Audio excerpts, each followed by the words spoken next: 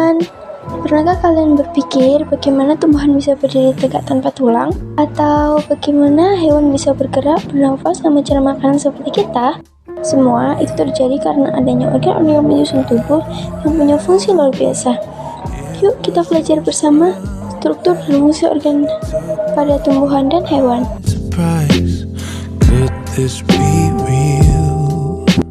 Tumbuhan memiliki 3 bagian utama, yaitu akar, batang, dan daun.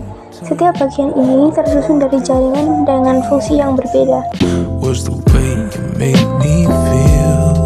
Yang pertama, akar. Akar berfungsi untuk menyerap air dan mineral dari tanah serta menopang tumbuhan agar berdiri kokoh. Pada ujung akar terdapat tudung akar yang melindungi saat menembus tanah. Contohnya akar serabut pada rumput dan akar tunggang pada mangga. Yang kedua, batang. Batang berfungsi menopang daun, bunga, dan buah, serta mengalirkan air dan zat makanan melalui jaringan xilem dan floem. Xilem membawa air dari akar ke daun, sedangkan floem mengalirkan hasil fotosintesis dari daun ke seluruh tubuh tumbuhan. Bayangkan batang seperti jalan raya di dalam tubuh tumbuhan. Yang ketiga, daun. Daun adalah dapur makanan tumbuhan.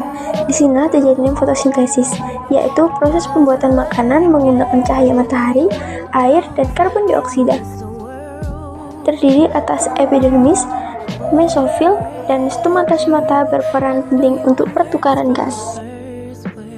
Organ tambahan pada tumbuhan selain akar, batang, dan daun, ada juga bunga dan buah.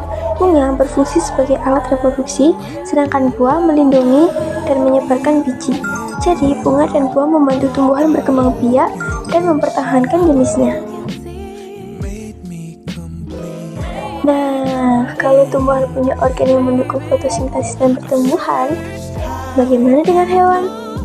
Hewan memiliki sistem organ yang lebih kompleks karena mereka perlu bergerak, bernafas, dan mencari makanan. Yang pertama adalah sistem pencernaan. Tugasnya adalah mengolah makanan menjadi energi. Mulai dari mulut ke kerongkongan, kemudian ke lambung, diteruskan ke usus dan berakhir di anus. Pada hewan membiak seperti sapi, sistem pencernaannya unik karena memiliki 4 tulang lambung untuk mencerna rumput. Yang kedua, sistem pernafasan berfungsi untuk mengambil oksigen dan mengeluarkan karbon dioksida. Pada ikan, pernafasan terjadi lewat insan, sementara pada mamalia seperti manusia melalui paru-paru. Burung bahkan punya kantung udara tambahan untuk membantu terbang lama. Yang ketiga adalah sistem sirkulasi atau peredaran darah. Sistem ini membawa oksigen dan nutrisi ke seluruh tubuh. Hewan memiliki jantung sebagai pompa darah. Jantung ikan punya 2 ruang, sedangkan jantung mamalia memiliki 4 ruang yang lebih efisien. Yang keempat adalah sistem gerak. Otot dan tulang bekerja sama agar hewan bisa bergerak. Contohnya, kucing bisa melompat tinggi karena otot kakinya kuat dan luntur. Pada serangga, kerangka justru berada di luar tubuh, seperti exoskeleton. Yang kelima adalah sistem saraf dan indera. Sistem ini mengatur semua respon terhadap lingkungan.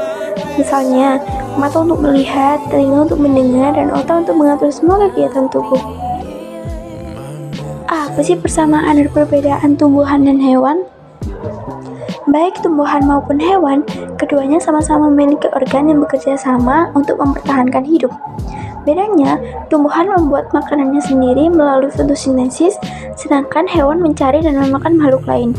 Namun, keduanya menunjukkan satu hal yang sama. Kehidupan bergantung pada kerjasama antar organ.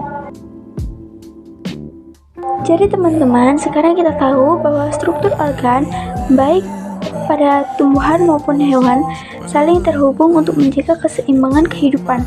Tanpa akar, batang, daun, atau tanpa paru-paru, jantung, dan otak, makhluk hidup tak akan bisa bertahan.